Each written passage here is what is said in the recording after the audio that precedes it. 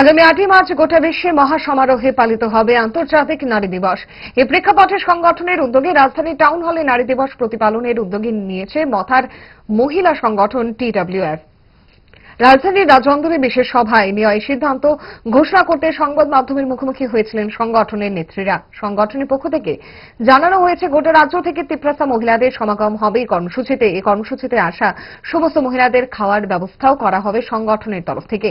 বেশ আড়ম্বরপূর্ণ ভাবে এই দিবসটি পালন করার পরিকল্পনা নিয়েছে মথার মহিলা সংগঠন TYF। সংগঠনের সভানেত্রী কি ঘোষণা করলেন শোনাবো। তিপ্রামাথা মহিলা সংগঠন TWFও এইবার অবজার্ভ করতে যাচ্ছি আগরতলা টাউন হলে।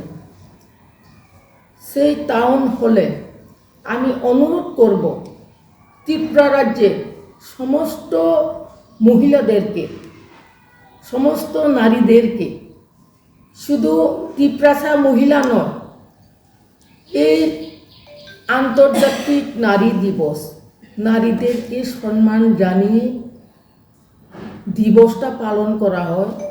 সেই দিবসটাতে সারা ত্রিপুরা রাজ্যের সমস্ত নারীদেরকে, সমস্ত জাতি ধর্ম নির্বিশেষে সমস্ত মহিলাদেরকে আমি অনুরোধ করব আগরতলা টাউন হলে আপনারাও উপস্থিত থাকবেন।